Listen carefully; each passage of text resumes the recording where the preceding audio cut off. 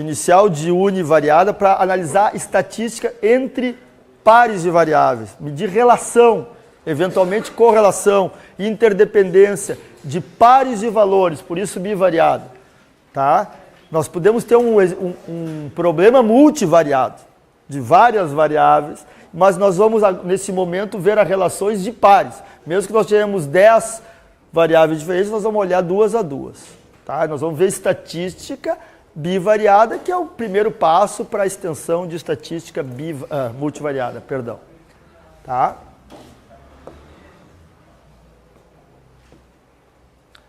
Nossa cardápio para essa sessão da manhã, nós vamos ver as ferramentas gráficas, análogas ao histograma cumulativo e histograma de probabilidade. Nós vamos ver os scatterplots, que são as ferramentas gráficas análogas. Como é que a partir do scatterplot a gente gera histogramas ou distribuições marginais.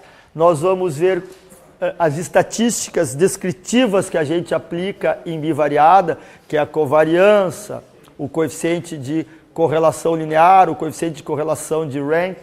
E nós vamos ver o uso de regressão. Tá?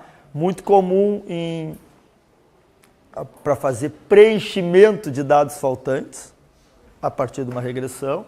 E todas as estatísticas que nós vamos ver aqui, eu tinha falado ontem, são de suma utilidade para quem faz uso de QAQC, quem trabalha com banco de dados, controle de qualidade, Quality Assurance, Quality Control, usa desse tipo de análise estatística. Tá? Uma das maneiras de lidar com análise de estatística bivariada, maneira mais simples, talvez até simplória, é visualizar como é que os dados estão no espaço. Aqui eu tenho um plot que não mostra as relações, mas mostra que as duas variáveis estão analisadas simultaneamente em todos os locais. É o que a gente chama de banco de dados isotópicos. Em todos os topos apresentam todos os parâmetros químicos. A variável aí, V e U, estão em todos os locais. Então eu olho esse mapa, eu vejo uma malha regular, com as duas variáveis analisadas simultaneamente em todos os lugares. Não mais que isso. Tá? Eu posso fazer o histograma da variável U. Perdão, isso aqui é da variável V. Posso fazer o histograma da variável U. O que eu vejo da variável V? Eu vejo uma certa assimetria positiva, uma assimetria negativa, um coeficiente de variação bastante baixo, 27%. Então, é uma variável que tem uma média cerca de 100, um coeficiente de variação de 27% e uma assimetria negativa. Tá? Eu posso olhar a outra variável U, com seu respectivo histograma, tem uma assimetria positiva, tem uma média em torno de 20, um quinto da média da outra, e um coeficiente de variação de 51%, quase o dobro dos demais. Eu estou mostrando duas estatísticas univariadas da variável A e da variável B, no caso a variável V e a variável U, mas não está mostrando relação nenhuma das duas. Então, a estatística univariada não mede relação, só diz que uma é mais errática que a outra.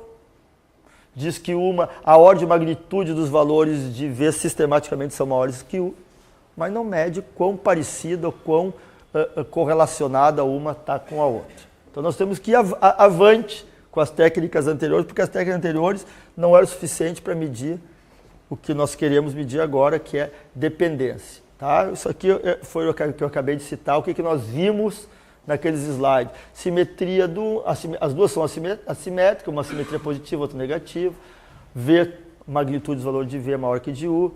A variabilidade de U é muito maior que a de V e ponto final. Bom, a primeira ferramenta gráfica para comparar a forma de uma distribuição de probabilidade com a forma da outra distribuição de probabilidade de cada variável é o que a gente chama de QQ-plot, quantile plot. Se eu ordenar em forma de quantiza a variável V, botei quantiza aqui de 0,05 e 0,05, 0,5, 0,10, 15, 20, de 5 até 95% vão dar 20 quantis. O que é 48 da variável V? 5% dos valores de V são menores do que 48,1. O que é 81,3? É o quartil inferior. 25% dos valores de V são menores do que 81,3. Então, está aqui ordenado, escolhido 20 quantis. E aqui está ordenada a variável U com seus respectivos quantis. Tá bom? Se eu parear, fazer um plot desses caras contra esses caras, eu vou chamar esse plot de quantile ou quantile. Que é plot?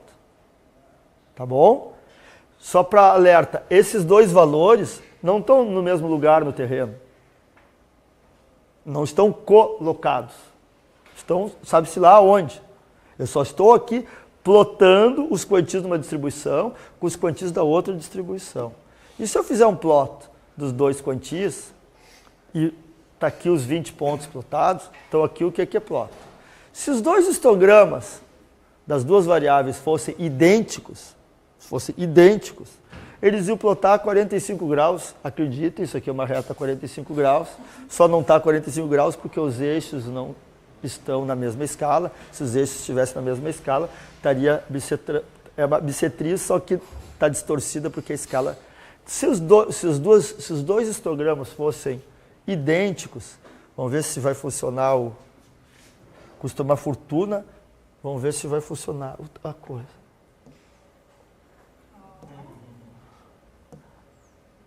Vamos exagerar na...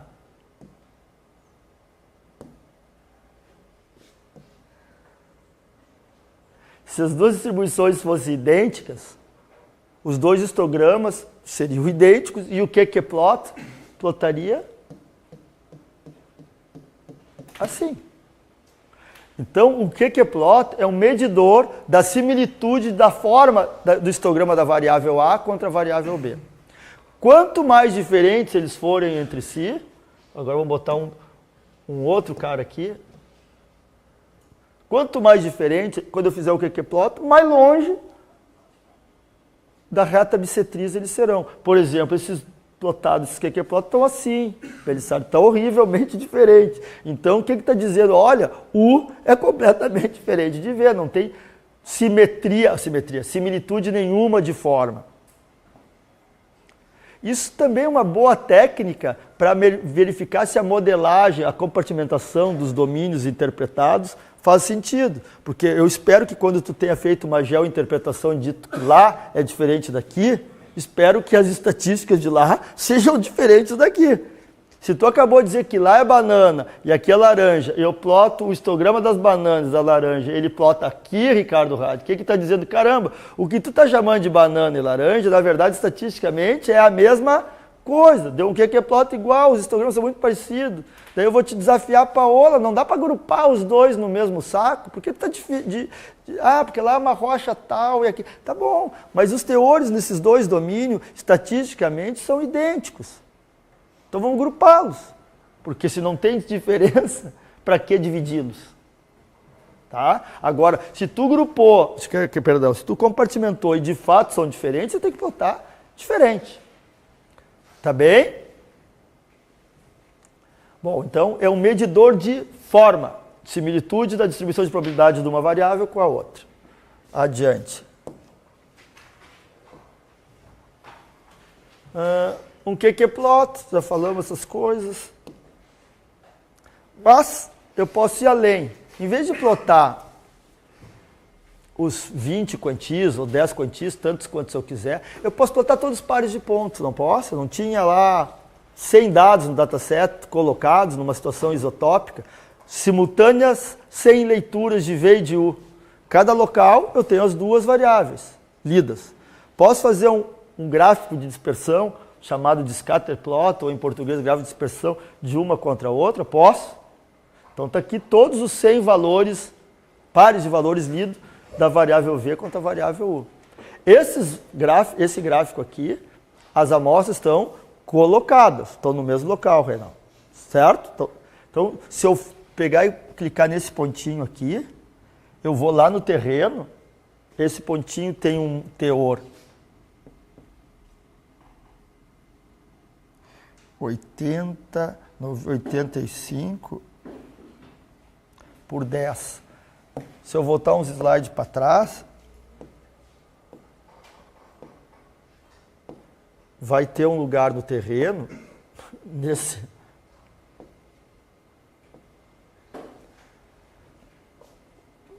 que vai ter uma 82,16, tem uma 85, ou perto de 85 por 10 aqui, que forma aquele tá aqui.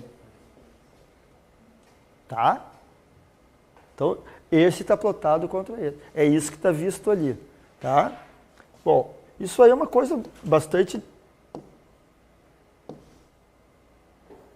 interessante quando eu grafico e vejo algo assim, porque eu estou visualizando aqui uma tendência que à medida que sobe V, sobe U.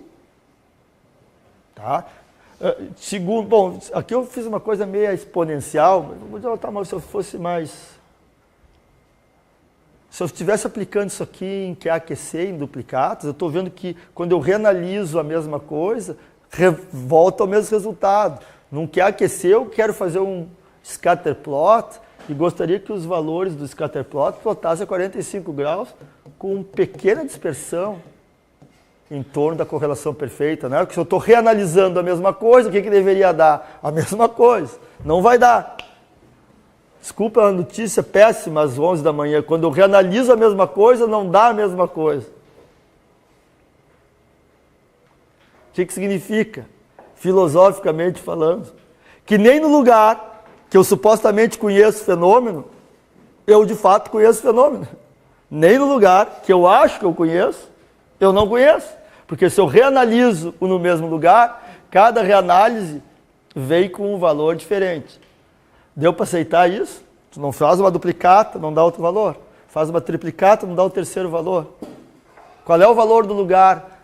Não sei. A média das duas, a média das três.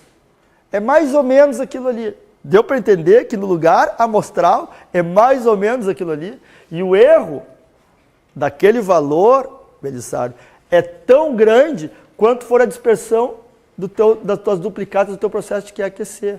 E o senhor e a maioria das empresas adota um sistema de QAQC que aceita erros relativos de até 10%. Ou seja, quando eu reanaliso, para ser válido uma reanálise, pode ter erros relativos de até 10%. Não é isso que você acabou de falar? O que é 10% relativo? Num depósito de ferro, com teores analisados na faixa de 60%, o que é 10% de erro relativo? Significa que 54, 66. Não é isso que tu está falando? Então, aquele lugar que tu diz que é 60, eu vou dizer mais ou menos.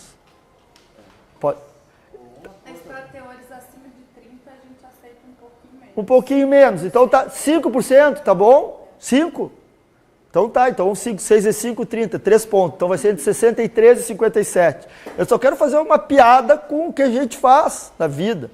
Aquele lugar que eu tenho controle total da estimativa, da leitura, porque eu tenho um procedimento laboratorial super rigoroso, controlado. Eu tenho erros de 5%, 3 pontos percentuais absolutos para cima e para baixo. Não caso de densidade. Oi? Caso de densidade. Bom, depois a gente chega nela, chegarei nela. Deixa eu só acabar esse raciocínio para dizer o seguinte. Então, nos lugares que eu conheço o fenômeno, eu tenho esse erro. Aí tu está no teu depósito, tem uma informação aqui, outra a 50 metros de distância, todas elas mais ou menos 5% errada, todas elas mais ou menos 5% errada. Tu estima no meio delas e quer que dê certo. Aí tu manda para a unidade industrial e dá diferente, e daí está errado. É claro que está errado. Está errado, tudo está errado. Está mais ou menos.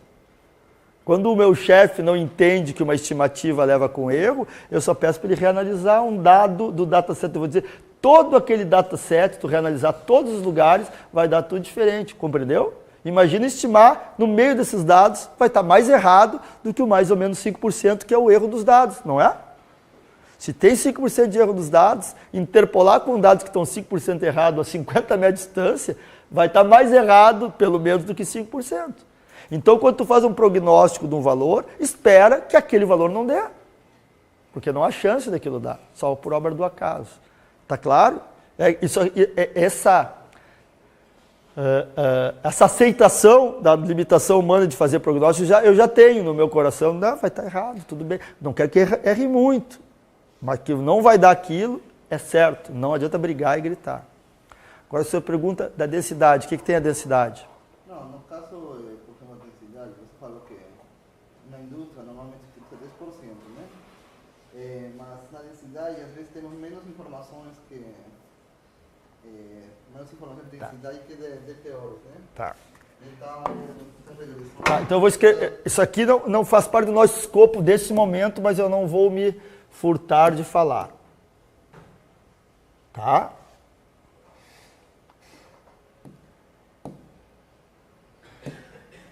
Todas as estimativas que a gente faz de um depósito mineral ou de uma contaminação ambiental, a gente está quantificando a massa.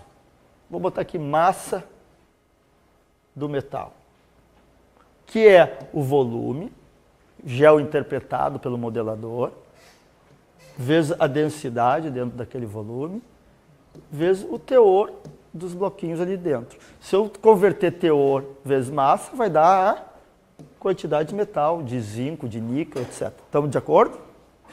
Como é que tu faz isso daqui? Geomodelagem, seções paralelas, um trabalho extremamente rigoroso, minucioso e laborioso. Eventualmente tu faz isso semi-automaticamente num software um pouquinho mais moderno, mas demanda um monte de tempo. Como é que tu faz isso daqui, Melissa? Eu faço análise exploratória dos dados, faço QAQC, faço variograma, crigo, calibro a crigagem, põe um monte de ciência para isso aqui, certo? O que tu faz com isso aqui, Melissa? deveria fazer o mesmo. Ah, obrigado. O que isso aqui fez para ti, para vocês estão maltratados? Não é assim que funciona na rua, eu fico abismado. O cara pega 5 amostras de um litotipo, faz análise de densidade e carimba aquele litotipo com aquela densidade, com a média. Aí começa a produzir e faz previsão de metal que não dá certo. E aí vem dizer, teu modelo está errado. Tu quer que eu rie agora ou detalhe? Diz a hora que quer que eu comece a rir da tua idiotice. Porque se tu trabalhar com isso aqui errado, tá tudo errado. Aí não adianta tu ter o QAQC, o laboratório analítico mais moderno para fazer isso, o melhor geoestatístico para fazer estimativa, o melhor geomodelador, se a densidade tu faz na perna. Porque a massa que tu vende de metal depende diretamente de 1/3 disso, 1/3 disso e 1/3 disso. Então isso aqui é uma variável do processo de modelagem que deveria ter um trato tão respeitoso quanto as demais.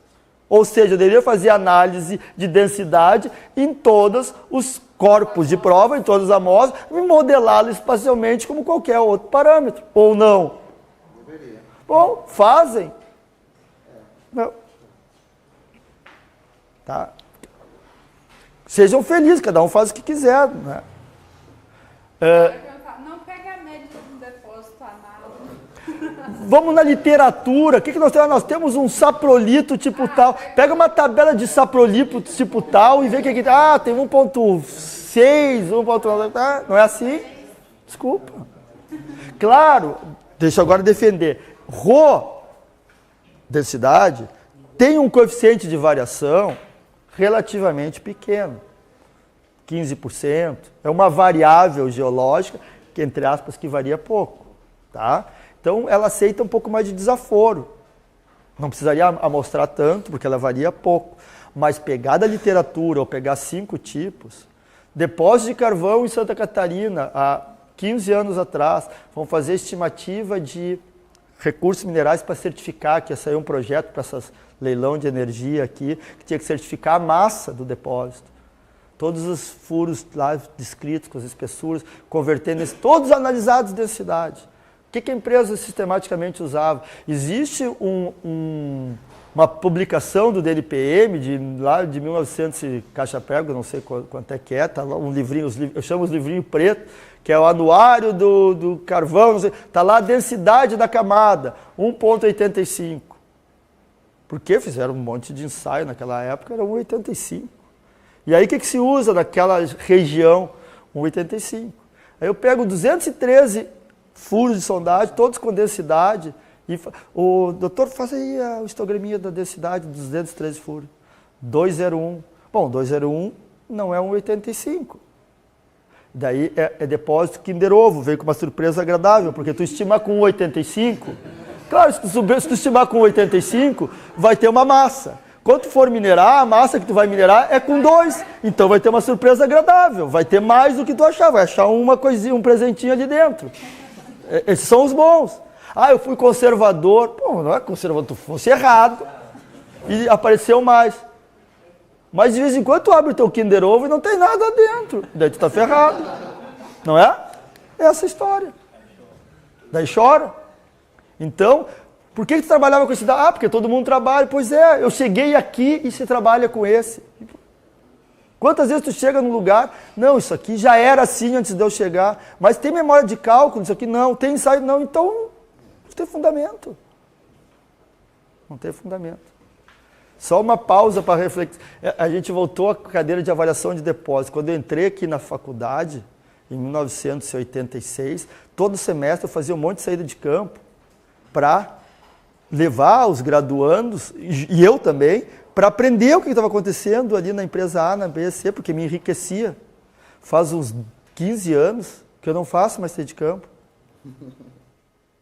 Quer que eu complete? Vou chegar lá, os caras vão desaprender, vou chegar lá, pá, não, aquilo que nós vimos, eu não faço aquilo, porque lá é um crime. A densidade está mal, aquelas estimativas estão... Inverteu, graças a Deus, porque claro que é bom pra caramba fazer saída de campo, mas não em avaliação de depósito, porque as práticas, em média é uma coisa super ruim de falar, em média as práticas não são boas. Em média as práticas não são boas. Começa por aí, densidade não é respeitada como devia. Fecha? Vamos adiante? Ah, faltou um filmezinho do Homer Simpson para explicar a média. Não, porque nós estamos falando de média. Média do depósito. 1,1% de níquel, tá bom? 1,5%, melhor ainda. Média. O que é média, Belisário? É um valor que não existe. Dá aí uma amostra com a média. Tem alguma amostra de 1,5? Tu tem uma de 0,89, tem uma de... Todos os dias tu minera na média? E o que o teu engenheiro de processo fala todos os dias para ti? Pô, tu não me disse que o depósito é 1,5? Não devia ter 1,5? Não, agora para os primeiros anos, você se alimenta com alto teor, né? Tá. Então, a média nos primeiros anos vai ser acima da média. 2,20, né? 2,20, mas significa, eu estou te perguntando, não estou te indo, significa que se eu digo que a média desse ano vai ser 2,2, significa que todos os dias tu vai entregar para a usina 2,2? Não. Mas o teu engenheiro de processo, a tua engenheira de processo, espera, porque tu falasse para ele que esse ano a média ia ser 2,2, que todos os caminhões cheguem lá com 2. A percepção das pessoas sobre a média é que é uma coisa constante. Ela espera chegar no fim do ano. Mas tem pH, né? Tem pilha de homogenização. Então, o que entrega aí para a usina não está muito diferente do... Então, tu fizeste uma ação antrópica, que é homogeneizar. Se eu pegar o ano inteiro, tirar do chão, o ano inteiro tem 2,2. Tirei do chão. E misturar ele todinho. E fazer um grande farinha.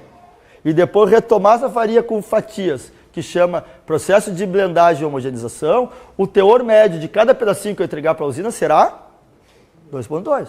Por isso que tu faz homogenização.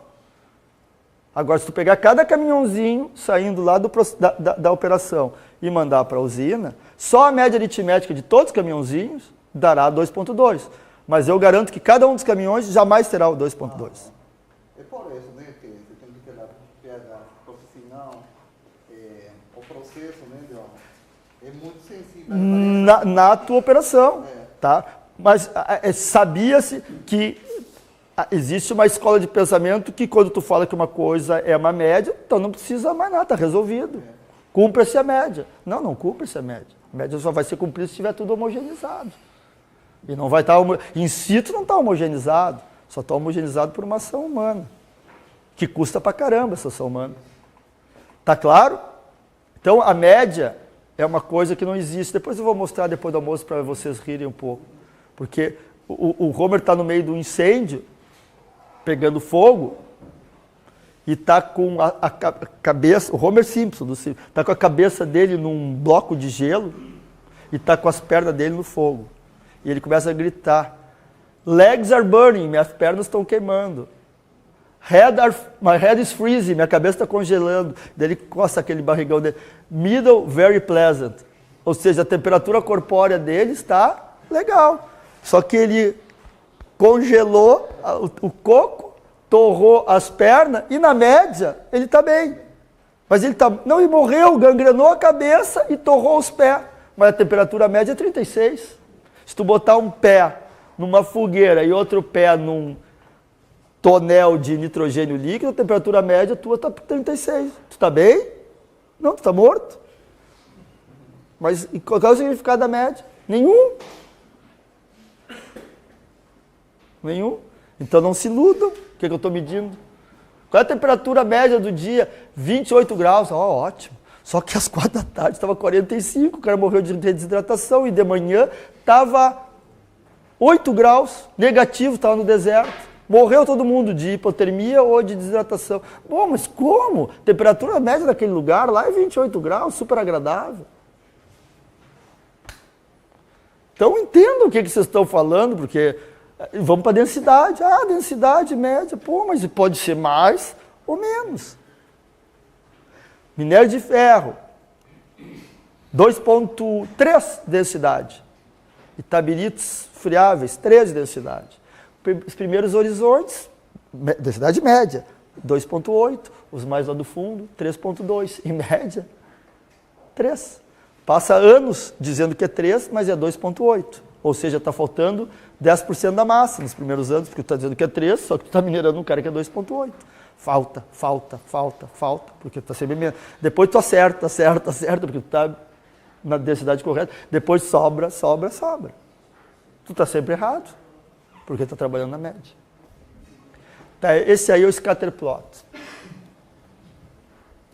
A exemplo do histograma, eu posso fazer zoom no scatter plot. Eu posso pegar e truncar, vou fazer o scatter plot de 1 a 3, de 1 a 3. Então, eu só detalhei aquela que nós fizemos com o histograma, nós truncamos, tá bem? Eu posso botar em escala log.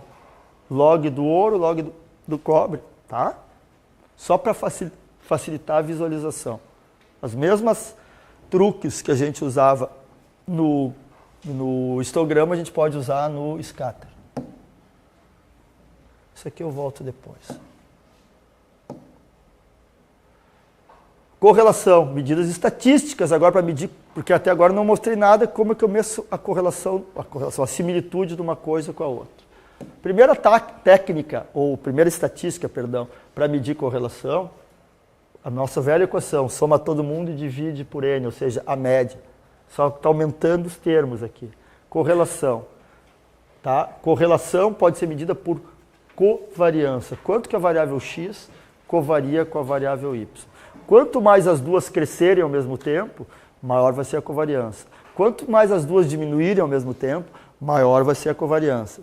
Se uma sobe e a outra desce, significa que elas não têm covariância. Então isso aqui mede a média, soma todo mundo e divide por N. Estou vendo aqui uma média. Soma todo mundo e divide por N.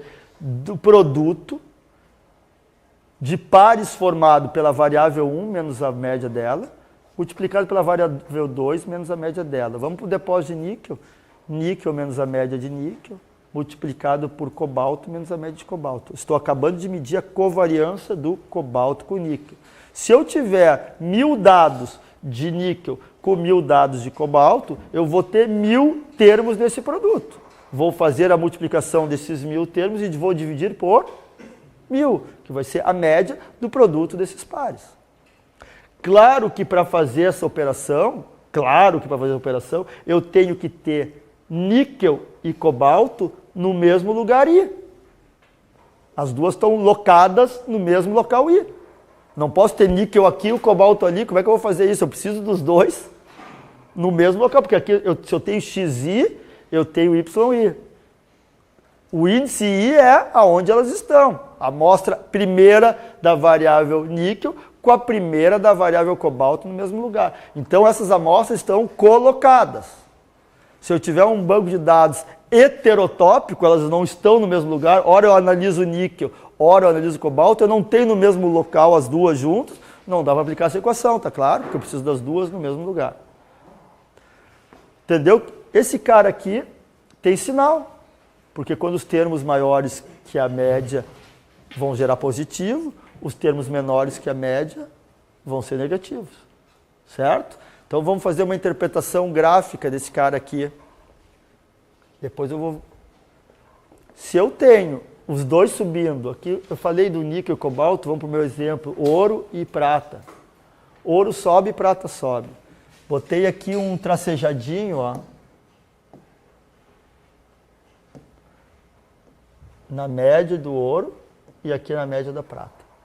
Que é as médias. Porque a equação não era xi menos a média, ouro menos a média de ouro, multiplicado pela prata menos a média de prata.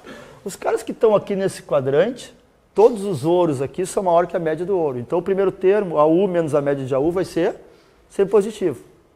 Está me acompanhando? Qualquer valor de ouro aqui é maior que a média de ouro. O primeiro termo da nossa equação ali, ó, vai ser sempre positivo. O segundo termo da equação, prata menos a média de prata, vai ser positivo também, porque os valores são acima da média. Então vai ser um positivo multiplicado por um positivo, vai colaborar os caras que estão aqui positivamente para subir a covariância. Os caras que estão aqui vão colaborar negativamente, os dois ao mesmo tempo, então o produto de dois negativo é positivo, vai puxar a covariância para cima, certo? Por isso que quando eu olho um monte de cara plotado assim, os dois puxam a covariância para cima simultaneamente e dá uma forte covariância positiva. Agora, quando tiver uns caras nesse quadrante aqui, como tem aqui, o que acontece? O ouro é menor do que a média do ouro, nesses dados aqui, o primeiro termo é negativo, o segundo é positivo, o produto dos dois dá negativo. Aqui dá negativo, aqui dá positivo, aqui dá positivo. Se eu tiver caras, entenda, pares de pontos plotados nos quatro quadrantes, a covariância resultante é aproximadamente zero. Porque os termos positivos se anulam com o negativo. Por isso que eu olho uma figura desse tipo, não tem correlação. Não tem covariância, porque se anula. E quando está assim, estão lá nos negativos, quase nada aqui, deu uma tremenda covariância negativa. Então, covariância tem magnitude e tem sinal. Mas, a exemplo da variância não é uma estatística portável. Não é uma estatística portável. Não dá para comparar a covariância desse depósito. Tu tem dois domínios, níquel e cobalto nos dois domínios. A covariância do níquel e cobalto no domínio tal não necessariamente pode ser comparada com a covariância do níquel e cobalto no outro domínio. Por quê? Porque não é uma estatística portável. O que acontece com uma estatística não portável? Se eu olhar esse gráfico aqui, está aqui mais ou menos a relação dos dois. Se eu multiplicar por 10 esses números que estão aqui, e multiplicar por 10 esses números que estão aqui, vai mudar o gráfico, Pamela? A forma do gráfico fica a mesma, só vai ficar o eixo vertical com um monte de zerinho, um zerinho a mais e aqui um zerinho. Mas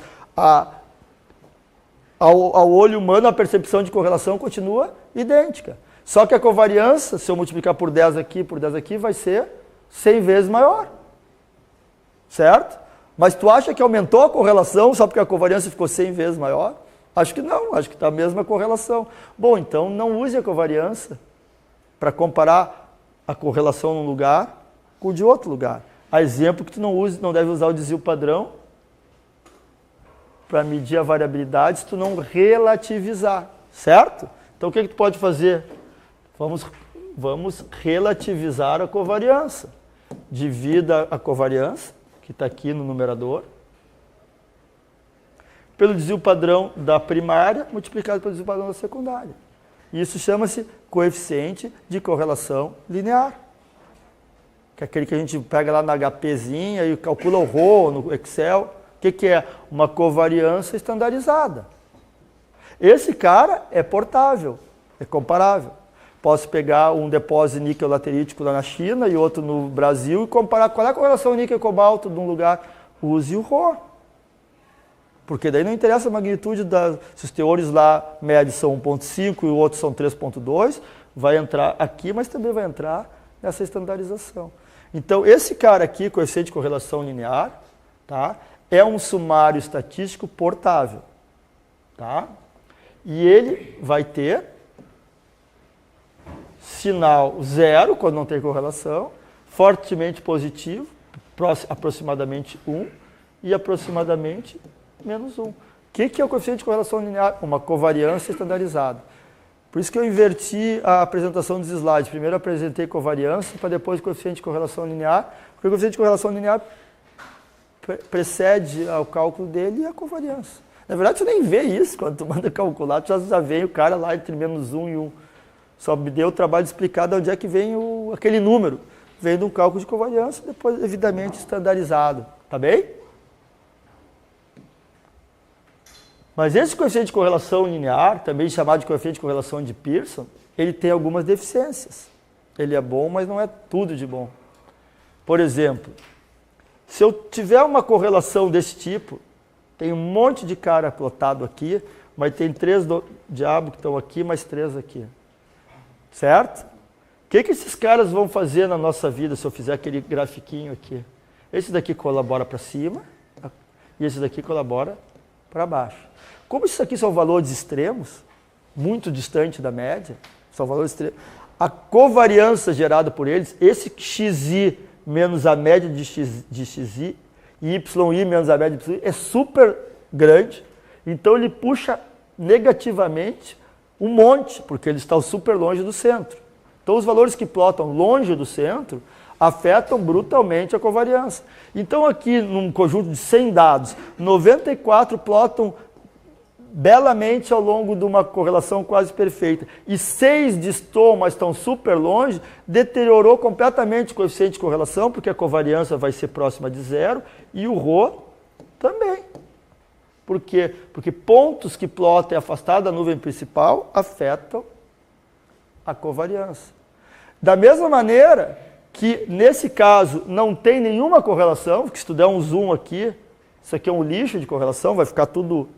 Se tu der um zoom aqui, só que a média está aqui, ó, e esses 3 caras estão super longe do centro e geraram artificialmente uma tremenda covariância positiva e o Rho deu 1, então, olha que beleza o meu modelo. Vai passar uma reta aqui, assim. Eu vou dizer que é super boa essa reta, porque eu tenho um Rho próximo de 1, eu vou dizer, é um lixo, porque isso aqui é um artefato numérico causado por 3 pontos que distou dos demais e imprimiu um coeficiente de correlação linear alto por causa dos valores extremos. Conclusão dessas duas figuras, não calculem essas coisas e usem os resultados dos cálculos sem olhar graficamente como é que está o scatterplot, para não sair dizendo besteira pela rua. Olha, tem correlação, não tem, isso aqui é falso. Não tem correlação, tem, porque está sendo mascarada pelos demais. Tá? Também, se a correlação, se existir e for uma coisa não linear, tipo isso daqui, o Rho vai dar 0, porque se eu fizer aquele meu desenho, tem cara nos quadrantes e o Rho anula. Mas olha que beleza isso aqui, Gabriel. Beleza, não estou vendo nada de beleza. Não, eu acho beleza porque se tu fizer um troço desse tipo, eu vejo, me diz uma coisa, isso aqui é um domínio geomodelado por alguém. Ouro e prata. Uma hora sobe o ouro e baixa a prata. Vai subindo o ouro, vai subindo o ouro e a prata vai baixando. Daqui a pouco, quando os teores de ouro começam a passar de 3, a prata começa a subir. Não faz sentido físico, geológico, ou esse cara anda juntinho, ou um sobe um. O que está me evidenciando quando eu olho? Alguém misturou banana com laranja, deve ter 2 domínios geológicos, provavelmente tem o oxidado misturado com o sulfetado, porque enquanto enriquece um, empobrece o outro, e depois os 2 crescem junto no sulfetado, pode ser assim. Mobilidade geoquímica diferente durante o processo intempérico, levou um cara embora, ficou o outro, então correlação inversa. Lá embaixo, no minério primário, os 2 estão juntos, correlação direta.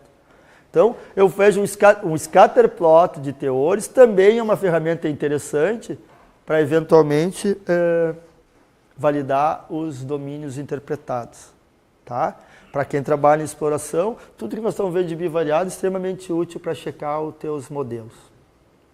Bom, esse cara aqui é sensível a valores não lineares, e valores extremos geram uma pseudo-correlação ou desaparece com uma boa correlação anulando.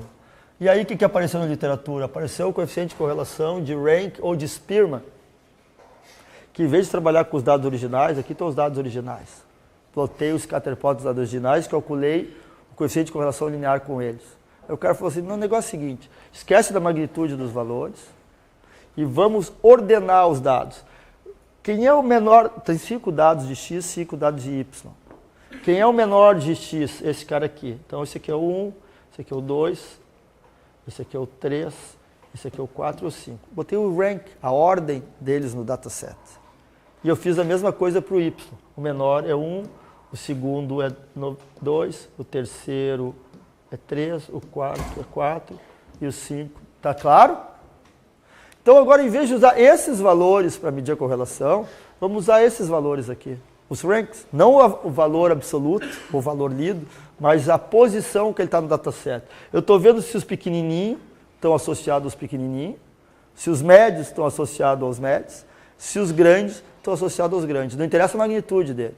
Porque se tiver um grande com um pequenininho, vai plotar, dependendo da magnitude do valor grande, um valor muito distante da nuvem e vai ferrar completamente a correlação linear. Mas aqui não necessariamente. Então a equação é a mesma, só que com esses dados aqui agora. É o rank x menos a média desse cara aqui, a média dos dois é iguais, né? A média dos dois é iguais. Porque isso aqui estão os mesmos números aqui e aqui. O que tu tem é o 3 está pareado com o 3, o 1 com 1, o 5 com o 4 com o 5, o 2 com 2. Se tu tiver 1000 dados, tu vai ter 1000 pares, da amostra 1 até a milésima. O que tem de interessante esse cara aqui? Porque até a lâmina anterior, eu acho que todo mundo viu em algum momento da sua vida acadêmica, seja na segundo grau, até por regressão, ou na universidade com estatística ou em cálculo. Agora nós estamos vendo esse coeficiente de correlação, que é uma coisa um pouquinho mais avançada, que não trabalha com os dados originais, transforma-os. Mas olha aqui, esse cara aqui, eu tinha acabado de dizer que o coeficiente de correlação linear dele ia ser um lixo, por causa desses carinhas que estão aqui, não é? Mas o coeficiente de correlação de rank dele vai ser super bom, porque tem 94 caras bem alinhados, os pequenos com os pequenos, os médios grandes com os grandes, só 6 caras, mas não interessa a magnitude, se aqui é um high grade ou low grade, interessa a posição que ele está no banco de dados. Então, atenua o efeito dos outliers no rank. O ROD rank aqui vai ser forte, como eu estou vendo que tem uma baita correlação. Só não vai ser fortemente afetada por esse. Esse aqui tem uma baita correlação, é monotônica, não linear. Os baixos com os baixos, os médios com os médios e os altos com os altos. O coeficiente de correlação linear é que vai dizer, não tem correlação, quase. Ele vai dizer, tem sim, sobe um, sobe outro, desde que tu use o rank. Então, onde existe correlação monotônica, porém não necessariamente linear, o ROD rank vai funcionar bem. Onde existem alguns pares de valores extremos que poderiam arruinar a correlação, o ROD rank vai funcionar bem. E aonde não tem correlação, tipo aqui, que o rho linear deu lá em cima, o ROD rank vai dar lá embaixo. Ele não vai cair no truque, ele vai ver. Nada tem correlação com nada, com exceção desses 3 pares. 97 caras aqui não tem correlação, 3 tem, ROD rank vai ser lá embaixo. Alguns pares de valores extremos levavam uma falsa ideia de correlação linear, que o ROD rank não caiu. Tá bem? Então é um cara interessante de ser usado. Mas é quando eu tenho uma distribuição que assim, é bem parecida. O ROD rank e o outro vão dar os mesmos valores? Teoricamente. Assim. Bom, se não tiver valores... Se for diferente...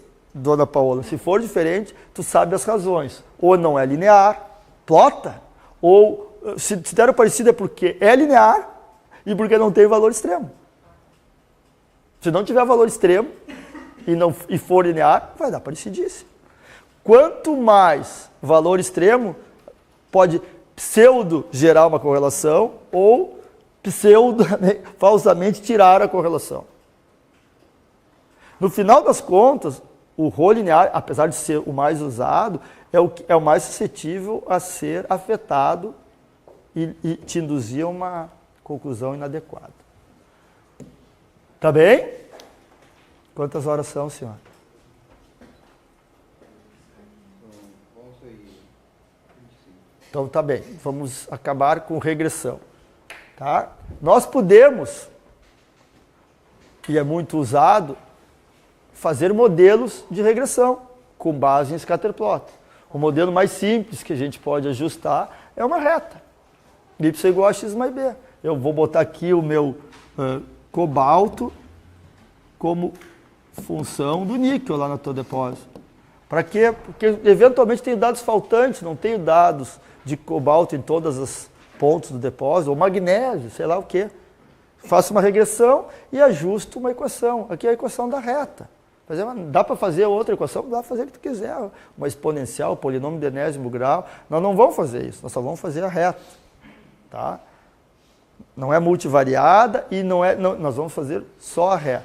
Aqui. Tá? Só queria lembrar para vocês que o slope, a inclinação daquela reta, que é o A, é dado pela relação entre o coeficiente de correlação linear e a multiplicação do desvio padrão do y multiplicado pelo x. Eu queria lembrar que o A e o B da reta é calculado analiticamente a partir dessas estatísticas bivariadas e essas univariadas. Então, quando tu pluga um A e um B numa reta, na verdade tu está calculando essa operação e depois esse mesmo A é para ver onde ela intercepta o eixo y, que vai dar o valor de B, né? O B é onde ela intercepta o valor de y, tá certo? Se tu quiser saber quem é quem aqui, N é o número de dados usados na regressão, M é a média da primária, MY é a média da secundária e o ρ é o coeficiente de correlação linear. Então, quando tu faz um ajuste, que sai do software y igual a x mais b, calculado o A e o B, quero lembrá-los que é que esse A e B não vieram do espaço sideral. Tem dois espaços que eu me lembro, ou em cálculo numérico que a gente fazia por métodos iterativos, ia chutando o valor de A e B até minimizar o erro quadrático médio, certo? Método de mínimos quadrados. Tenta até produzir o menor resíduo, ou calcula analiticamente que nem está ali. Tá? Até aí zero de novidade. Certo? Me permite, então, usar um modelo. Para que é bom usar modelos?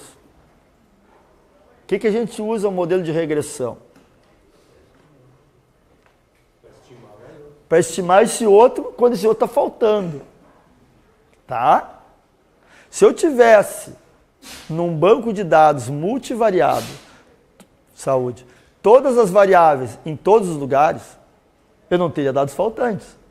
Então, eu vou estimar níquel com os dados de níquel, cobalto com os dados de cobalto, magnésio com os dados de magnésio, qual é as outras coisas que tem lá? Tu tem toda a tabela periódica quase. Sílica com os dados de sílica, mas a maioria dos bancos de dados, ele é heterotópico. Algumas espécies químicas deliberadamente não foram analisadas num dado momento da vida. Faltou dados de alguém.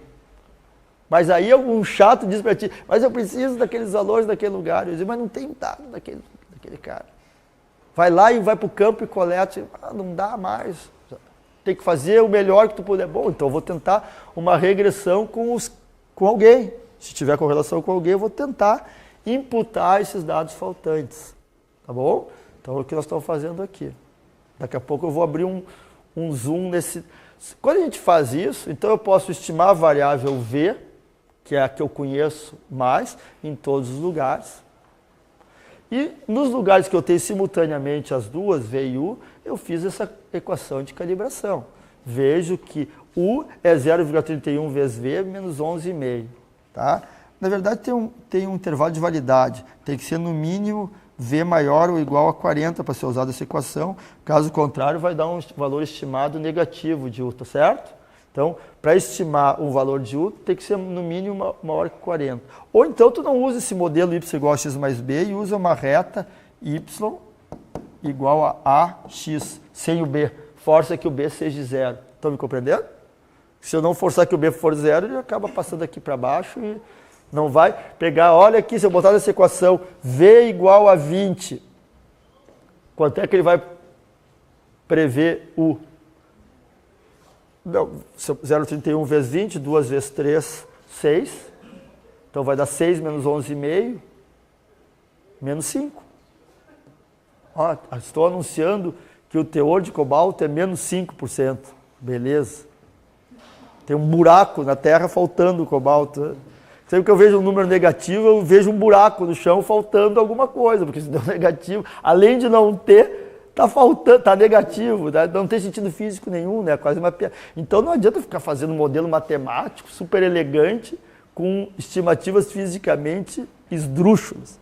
Não se deem o desplante de fazer coisas ridiculamente erradas.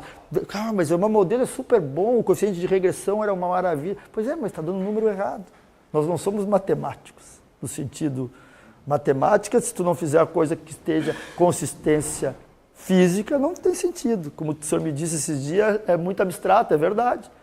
A maneira de nós tirar a abstração da matemática é entender fisicamente o que nós estamos fazendo, senão nós enlouquecemos. Bom, mas o que tem de belo aquilo ali que faltou, que eu não me lembro de ter visto na escola, mas eu vou ver hoje. Vamos apagar isso aqui. Esse apagador é muito melhor. Vamos pegar isso aqui. Quando eu uso essa reta, eu boto um valor de V aqui e ele chuta um valor de U aqui. Mas esse é o valor da reta, certo? Tu acha que o valor... Agora vamos usar esse modelo. Usando esse modelo eu faço previsões. Aí agora eu posso usar esse modelo e estimar V em todo o depósito, porque V é abundante. V é abundante, é a nossa variável primária. Estimo em todos os lugares do nosso grid. Nos lugares que eu não tenho, estimo U agora com os dados de U, mas vai ficar um monte de blocos sem estimativa de U, porque não tem dados na vizinhança. Chegando nesse canto do depósito, não tem nenhum dado de U aqui dentro, nesse entorno.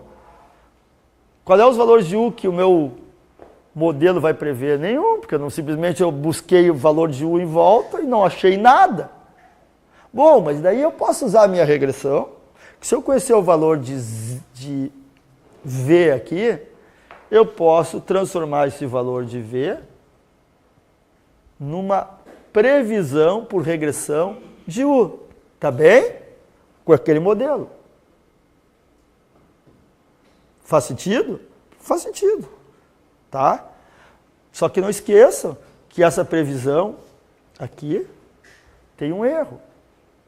Mais, menos erro. Que depende da variância dessa dispersão aqui. Esse erro é mais alto, mais gordo, quanto mais disperso, mais gordinha for essa elipsezinha. Vai ser menor, quanto melhor esses pontos plotarem em relação à reta. Então, só usar um modelo, para V igual a 100, U vale 20. Mais ou menos um erro. Não pensem que simplesmente usar a regressão garante que aquele valor regredido está livre de erro, porque não está. E muitas pessoas esquecem disso. Ajustei o modelo, fiz previsões. Opa, acaba o teu trabalhinho e esse aqui é o valor da regressão, y', mais ou menos o erro. Olha que baita equação, isso aqui é a equação do erro. Tá? A equação do erro precisa da variância de regressão, que é isso daqui. Variância de regressão mede esse espalhamento. Assumindo que esse erro aqui é gaussiano, tem essa forma aqui, assumindo que esse erro é... Introduzindo um pouco de novidade nesse momento, é que, por favor, usemos regressão com moderação. A moderação vai vir nos próximos slides, quando eu pegar uma apresentação que a Camila preparou. Mas até esse momento, moderação diz, não esqueça que tem erro. Esse erro pode ser grande ou pequeno, depende da qualidade da regressão. E tem uma equação para calcular esse erro que depende da variância da regressão, que é dado por essa equação aqui. O que é a variância da regressão? É o somatório dos y ao quadrado menos b vezes somatório dos y menos a vezes somatório do produto dos xi menos yi, n menos 2. Quando eu olho uma equação, eu digo assim, não entendi nada porque eu não sei quais são os termos que estão ali, que são os x e os y, são os pares de valores simultaneamente analisados. No nosso exemplinho ali, o níquel e o cobalto, o ouro e a prata, o x e o y. Então, quem são esses aqui? São os valores colocados que eu vou usar para calibrar o modelo. O que é o A? É a inclinação que eu ajustei da reta. O B é a intercepção. N é o número de pares. Isso aqui, na verdade, é os graus de liberdade. N menos 2, porque tem duas variáveis. N menos x e menos y. Então, se eu usei 100 pares para fazer a regressão, o N vai ser 100. Aqui vai ter o somatório do produto de 100 pares. Aqui vai ter o somatório dos yi ao quadrado. Aqui o somatório dos yi, blá, blá, blá. Com isso aqui eu vou calcular a variância de regressão. Variância do erro de regressão, perdão. Tá certo? Eu pego essa variância do erro de regressão e boto aqui. Na verdade, tirei a raiz quadrada dela e virou o desvio padrão do erro de regressão. Não tem nada complicado, só tem uma equação cheia de coisas. Esse aqui é o T de Student, que eu pego tabulado para um nível de confidência que tu estabeleça. Eu quero fazer previsões com erro de 80%. Então, o alfa, 80%, número de bares que eu tenho na minha regressão é tanto, vai ter lá para 90%, 95%, se eu não me engano, 1,96. Para 80%, 1,40. Então, por isso que a gente diz, quando faz, minha previsão é tanto, mais ou menos 2 desvio padrões. Você não estava falando isso? O que é 2 desvio padrões? É 1,96.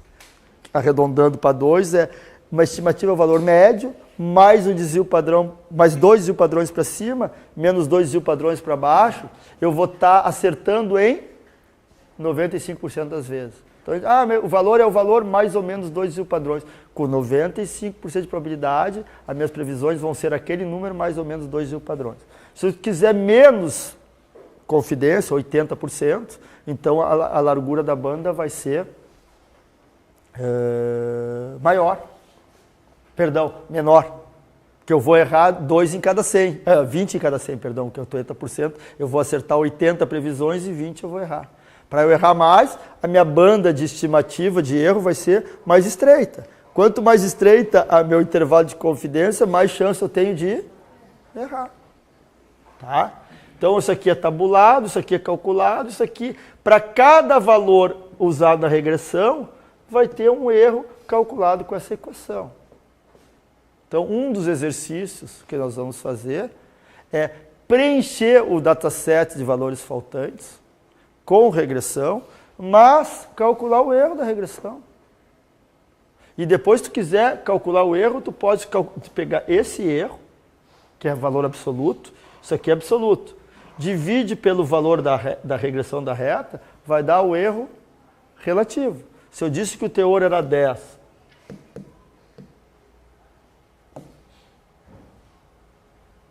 não, esse não dá.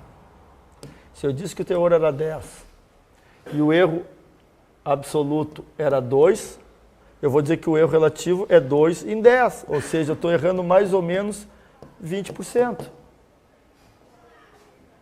Então, isso aqui vai dar o erro total. Depois divide pelo valor da reta, que a reta... E vai dizer, olha, meus erros relativos são mais ou menos 20%, 30%.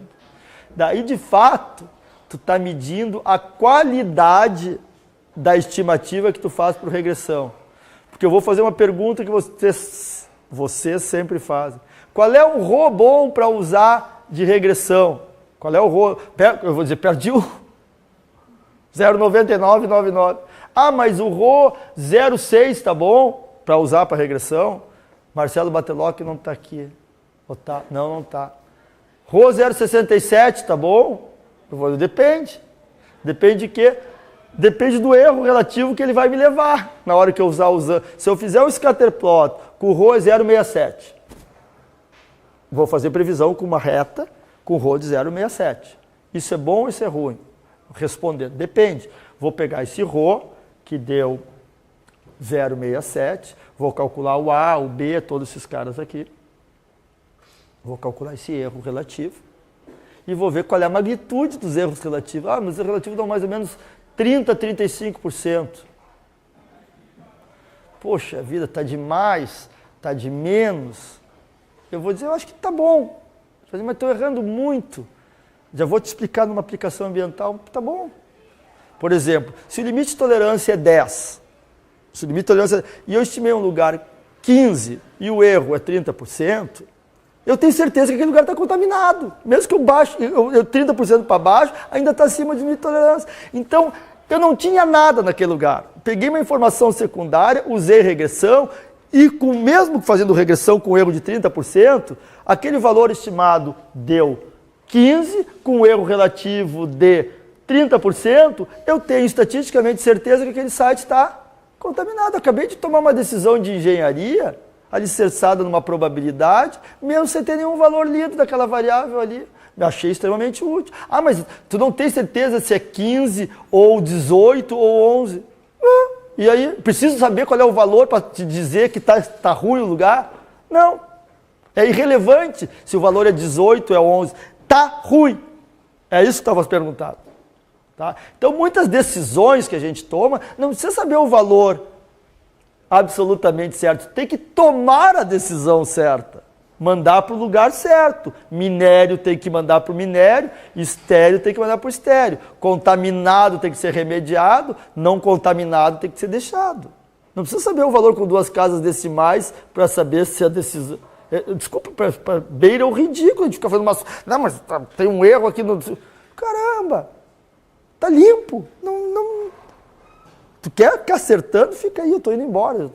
Fica aí até às 10 da noite fazendo mais conta. Nós temos que pensar o que a gente está fazendo, cara.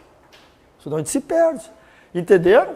Então, o Rho diz bastante, mas não diz tudo. Quem diz é a magnitude do erro relativo. Mas esse termo aqui se aproxima de 0. Então, quando eu quiser calcular o erro próximo da média, isso aqui vai ser 0. Isso aqui anula e o erro fica menor. Quanto mais longe do centro, quanto mais x é longe da média, maior esse termo, maior o erro. Opa, então o erro não é linear, não. Quando eu estou fazendo previsões perto da média, tem menos erros do que lá nos extremos. Porque o erro, na verdade, ele é hiperbólico. Esse cara aqui são hipérboles, que vão se afastando da média. Aqui é um pouquinho maior do que aqui. Pronto. Eu só estou de papagaio replicando algumas coisas que estão na literatura e que também estão escritas aqui. Está aqui o erro. Isso aqui não é o erro. O erro depende da magnitude do x. Se eu pegar um valor de x próximo da média, isso aqui vai ser pequenininho, o erro vai ser pequenininho. Lá dos extremos, o erro vai ser grande. Quase no fim. Depois eu volto para cá. Mas aí, vamos falar um senão, que a gente sempre usou cegamente essas regressões. Aí a Camila começou com o doutorado dela e, entre outras coisas, alertou, perdão, deixa eu só carregar os slides dela para a gente, antes do almoço, olhá-los.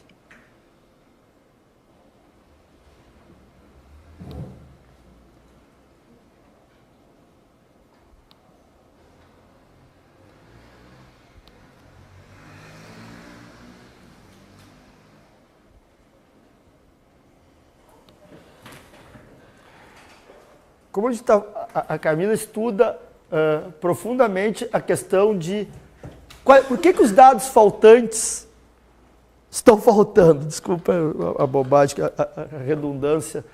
Está faltando dado da variável secundária, certo? Que tipo de dado está faltando? Está faltando dados aleatoriamente não coletados, está faltando dados deliberadamente não coletados. Por exemplo, eu não quero analisar a variável y, porque sempre está numa zona baixa, não quero analisar, é zona baixa. Então, eu só estou pegando o valor de y em zona alta. Bom, então o mecanismo de não analisar y, ele é deliberadamente em zona rica de y. Porque se é pobre, alguém falou, não me pega a amostra pobre, não me pega a amostra naqueles lugares que estão faltando. Então, existem dados faltantes completamente aleatórios, dados faltantes aleatórios e dados faltantes não aleatórios. Faltantes completamente aleatórios e não aleatórios. Quais as consequências disso? Eu acho que está no próximo slide, que a Camila me mostrou. Se eu faço uma regressão sem saber o que é que está faltando, talvez esteja dados de níquel coletados somente em zona rica. Então essa regressão não é válida para todos os domínios, porque existe um mecanismo de não ter amostrado em zona pobre. Então, desculpa, não sei se eu vou usar essa regressão está deturpada por estar sendo usado deliberadamente uma faixa de teores que não representa todo o fenômeno.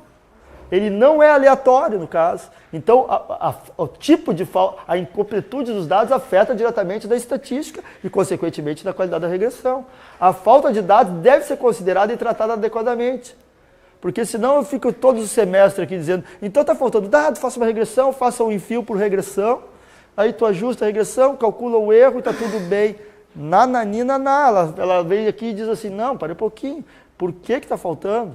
Porque se eu deixar faltando esses 5 caras aqui, então o que aconteceu aqui? Eu acho que o primeiro caso, incompleto, completamente. Então, é uma situação boa, né, Camila? Porque se é completamente aleatório, pode ter sido faltou níquel tanto em zona rica, média ou pobre.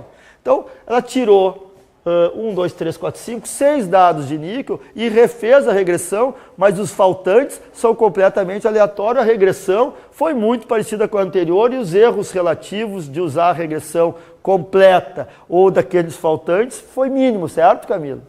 Agora, se o mecanismo faltante... O segundo caso é o faltante aleatório. Esse aqui. Quando a falta do níquel depende do valor de cobalto. Tá certo. Então, se o valor de cobalto é... acima da média de cobalto. Não analisou o segundo. Então, existe uma regra para estar faltando o segundo. Então, se eu fizer uma regressão só com os que sobraram, ou seja, que não estão faltantes, já gerou um modelo agora distorcido, com erros relativos significativos. Aqui não absurdo. O cenário pior, Camila, é o... Não aleatório. Que... removidas as amostras de níquel com valor abaixo da média de níquel. Então, os low grades de níquel deliberadamente não foram amostrados. Então, o que sobrou são high grades de níquel. Criaste um modelo, vai fazer previsão com esse modelo e os erros vão ser... Eu não queria, mas queria alertá-los com esses 3 slides que fazem um sintético muito importante das observações que a Camila tem feito, que usar ensandecidamente, enlouquecidamente regressões sem saber a causa do faltante pode levar a consequências de erros absurdamente altas. Então, eu sempre dava aqui na aula só ali, faça regressão, calcule o erro e tá safra. Não, para um pouquinho, além de fazer isso, dá uma olhadinha ou tenta entender qual é a razão que fez que a variável níquel não tenha sido analisada. Se é porque ela é low, se é completamente aleatório, tudo bem, está safra, ou se é numa situação intermediária.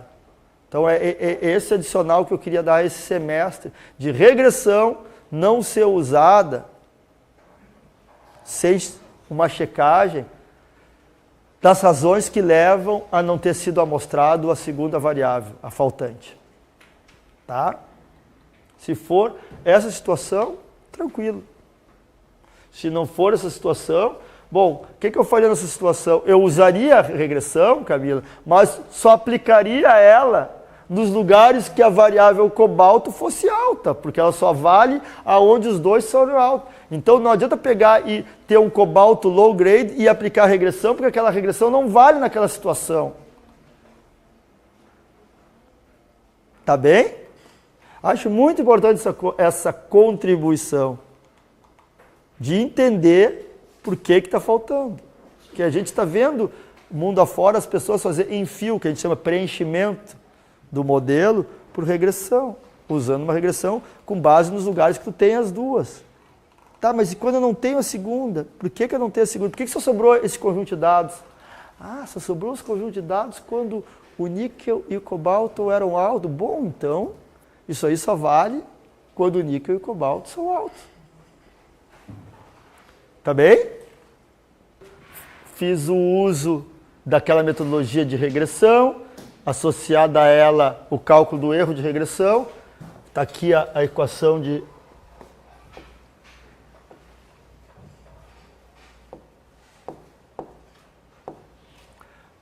A equação de regressão está aqui, que é essa reta preta, e aqui está essas duas amarelinhas que tem que definir variância do erro de regressão, que é dado por essa equação aqui. Então essa equação eu apliquei lá todos aqueles termos, somatório de x vezes y multiplicado por b, somatório dos y ao quadrado, tinha aquele trem desse tamanho cheio de termos, resultou numa desvio padrão do erro de regressão de 5,43. Tá? Então está aqui onde é que ele entra na equação. Aqui é o t de student para 95%. T de student para 95%, está aqui o 2. Na verdade, 1,96. Na verdade, onde é que tira isso? Internet, T de student, apareceu 1 milhão de sites com PDF, pega uma tabelinha de T de student lá, vai estar tabulado para vários níveis de confidência. Eu me lembro que para N maior que 30, porque aqui nós temos mais de 100 pares, para N maior que 30, o 95%, o T vale 1,96. Arredondei para 2, esse aqui é desvio padrão do erro de regressão, e esse aqui é a segunda parte da equação, 1 mais 1 sobre N, dividido, mais x menos a média, dividido pelos termos de baixo, que eu não me lembro de cabeça. Então, o que acontece?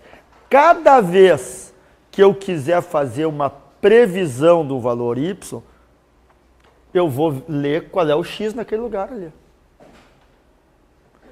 Tem um lugar que eu tenho a variável níquel. Quero prever cobalto naquele lugar, porque eu não tenho cobalto naquele lugar. Quero prever ouro lá na mina do Salobo, porque eu não tenho análise de ouro naquele lugar, tenho cobre. Bom, então cobre é x, ouro é y, é a minha variável dependente, é a que eu quero fazer previsão. Então o que eu faço? Qual é a leitura de cobre nesse lugar? Diz um número, pô, deu 1,9% de cobre. Bom, x é 1,9. Bota na equação da reta lá, o x igual a 1,9, e ele vai cuspir ouro vale tanto. Tá lógico? É isso que a regressão da reta faz. Para cada x, larga um y. Bom, mas qual é o erro desse valor de ouro previsto por essa... Depende dessa equação aqui. Qual era o x que eu botei? 1,9. Então, bota 1,9 aqui, menos a média, blá, blá, blá, blá, blá, vai dar o erro. Então, deu assim, olha, y' é o valor previsto pela reta, mais ou menos 10 de erro absoluto, com 95% de confidência. Então, olha o que está dizendo isso aqui, que a largura dessa banda aqui é 10,9, quase 11. Na verdade é, porque olha aqui, ó, aqui está 10, 20... Essa distância aqui tem mais ou menos 10 unidades. Então, essa bandazinha aqui está dizendo que tem 11. Então, se eu desenhar uma banda com mais ou menos 11 em torno do valor médio previsto pela reta, e 95% das vezes o valor previsto pela reta estará correto. Sendo que alguns têm que estar fora. Se tiver 100 pontinhos aqui, é bom que 5 esteja fora, porque é exatamente a confidência é 95%. Tá claro? Se eu quiser uma banda de confidência de 80%, vai mudar o T de student, vai diminuir. Essa bandinha aqui vai ser um pouquinho mais estreita. E eu vou errar mais pontos. Vai ter mais, eu só vou acertar em 80% dos casos, outros 20% vai estar errado. É isso que nós estamos fazendo. Então, nós estamos fazendo uso na plenitude do modelo de regressão e, além de fazer o modelo de regressão, fazendo a segunda parte do jogo, que é calcular o erro. Um erro de 10, bom, quanto é que é o erro de 10? Se eu fizer uma previsão aqui na faixa dos 120, ele vai dar um valor 12, não, vai dar um valor 15, 15, não, quase 20, desculpa. 20 mais 10 menos 10. Então, qual é o valor de U naquele lugar? Olha, a melhor chute para U é 20, mas pode ser entre 10 e 30, com 95% de probabilidade. Ah, mas eu estou errando, quanto? 10 em 20. Estou errando 10 para cima, ou para baixo, em 20, que é o valor absoluto. Qual é o meu erro relativo? 50%. Tá demais. Eu sempre digo, eu não sabia nada quanto é que era ali, agora eu sei que está entre 10 e 30. Desculpa, melhor que nada, né? Ah, mas o erro relativo é muito. Então foi o seguinte, pega a carteira, gasta um dinheirinho, manda mostrar lá, que daí tu elimina esses erros. Agora, sem fazer nada, sem analisar, sem levantar a bunda do escritório, ainda consigo fazer uma previsão com mais ou menos 50% de erro e tu acha ruim, aí é difícil te agradar. Tá lógico? Não dá para fazer milagre. Não tem análise. Consegue fazer um modelo, faz uma previsão sem análise do elemento de interesse. É certo que vai ter um erro grande nesse processo. Como é que não vai ter? Senão não ia fazer análise nunca, só trouxa, vai ficar mostrando todo mundo se não precisa, eu consigo fazer uma treta e consigo fazer a previsão de uma coisa sem analisar em volta aquela coisa. Gostaria muito de aprender esse método que consegue fazer previsões sem precisar amostragem em volta. Nós somos tudo bobo. Não dá. Dá para fazer uma aproximação razoável, mas vai pagar um preço. Qual é o preço que a gente paga? Erro. Então, a beleza de quantificar o erro é saber qual é a penalidade de fazer aproximaç'ões. Porque se eu fosse tolinho, ou vocês fossem tolinhas, não, eu vou usar essa regressão, deu 20, bota lá no banco de dados, o Y' é 20. Ponto de exclamação. 20 é uma banana, tem um tremendo erro aqui. Se tu não quantificar esse erro, tu vai pensar que é 20, vai chegar lá no lugar, deu 12.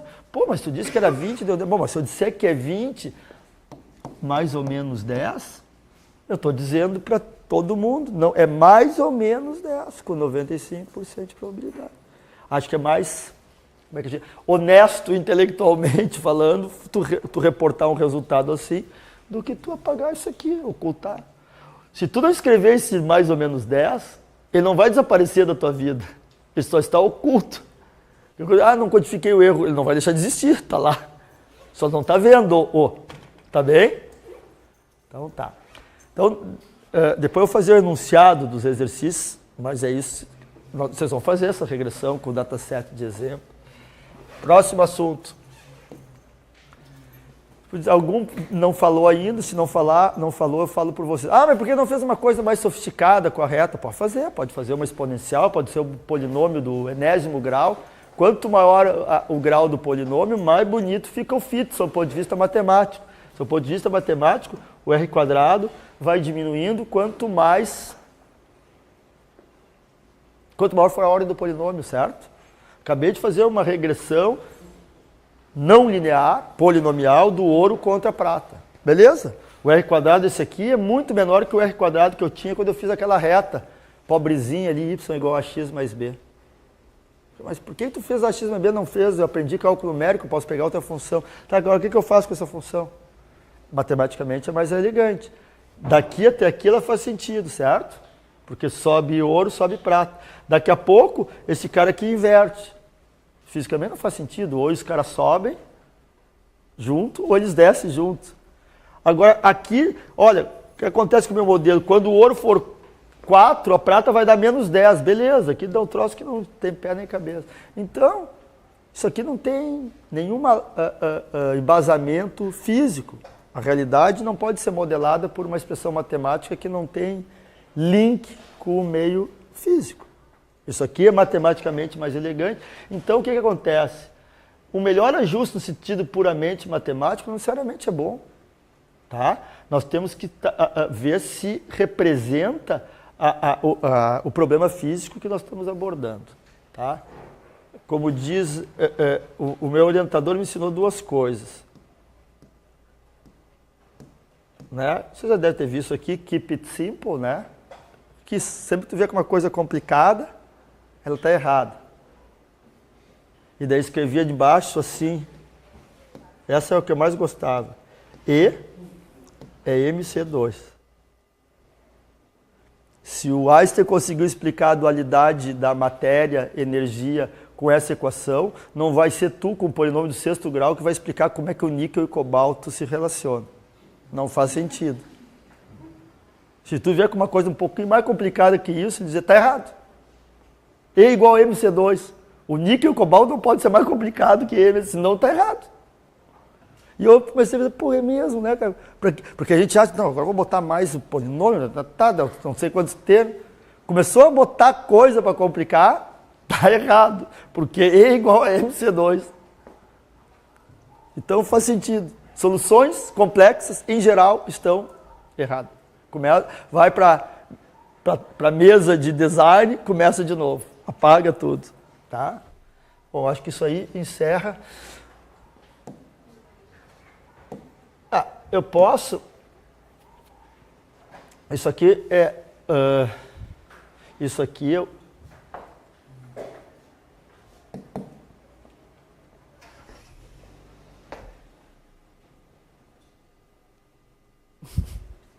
Isso aqui é o histograma, o scatterplot ouro contra prata, tá? Tem aqui um monte de pontinho, 13. Então eu vou fazer o seguinte, nesse scatterplot que estava aqui, todos os pontinhos de ouro contra prata, eu vou estabelecer classes de ouro entre 0 e 0,5, 0,5 e 1, 1,5. Tá? Então, o que eu estou falando? Eu vou fazer uma distribuição condicional. Vou ver qual é o comportamento da prata quando o ouro estiver entre esse intervalo. Quando o ouro estiver entre 0 e 0,5, os valores de prata que eu tenho são entre 0 e 25, eu tenho 13 leituras. Entre 25 e 50 eu tenho 2 leituras. Então, o que é isso aqui? Isso aqui é a distribuição condicional da prata, condicionada pelas classes de ouro entre 0 e 0,5. Eu fui lá no meu dataset e filtrei filtrei prata só quando o ouro está entre esse e esse. Então eu estou vendo como é que é a cara da prata quando o ouro é low grade. Como é que é a cara da prata quando o ouro é médio grade, entre 0,5 e 1. Como é que é a cara da prata quando faço esse valor da variável condicionada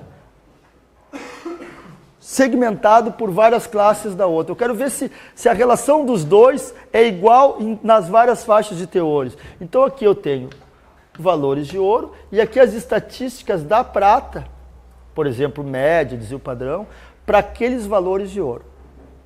Posso plotar esse contra esse? Posso. Se eu plotar um contra o outro, eu plotei aqui os intervalos de classe de ouro. E qual era a média condicional de prata? Olha, quando o ouro estiver entre 0 e 0,5, a prata em média é essa. Quando o ouro... Então eu estou vendo que tem um trend aqui. Quando o ouro sobe, a prata sobe. Se eu tiver aqui estimar valor de prata quando o ouro estiver entre 1,5 e 2, em vez de olhar todos os dados, eu posso olhar só os dados quando estiverem nessa classe. Que daí eu tenho uma média mais ou menos melhor condicionada só para aquela subparte do todo. Então isso que a gente chama de condition expectancy, é uma estatística, uma média condicionada por uma outra variável. Posso fazer o mesmo gráfico para a variabilidade. Eu botei aqui de novo teor de ouro, só que aqui em vez de botar média de prata, eu botei o desvio padrão de prata. E vejo que não tem muita... Tem aqui mais ou menos... valor da variância da prata, ou desvio padrão da prata, não muda muito, com exceção desse cara aqui, que provavelmente deve ser um ponto meio... Aqui deve ter, tem um valor só alto que destoou, puxou a variância daquela classe lá para cima. Por isso que ele plotou lá em cima, longe dos demais. Tá? Opa, perdão. Mas em geral, não existe mudança do comportamento da variabilidade da prata para as classes de teor de ouro. Mas existe mudança de comportamento do teor médio da prata para diversas classes de ouro. Existe um trend. Então, como é que é o nome desse gráfico? Esse gráfico, se eu não me engano, é a distribuição condicional da prata condicionada pela variável que está no eixo X. Posso fazer um fit nisso aí? Faço. Quem usa Exatis, quem usa software desse tipo, cria essas conditional expectation. É a média dessa variável condicionada por essa. Olha, quando eu tiver com essas classes de teor aqui, eu espero ter essa magnitude de teor médio da segunda, tá? São estatísticas condicionais. E a estatística condicional que normalmente a gente usa é a média de uma condicionada pela outra e faz um ajuste linear no máximo exponencial, mas não me venho com aqueles polinômios do enésimo grau, porque senão vai começar a subir e descer e vai ficar uma mixórdia do seu ponto de vista físico. Tá bem?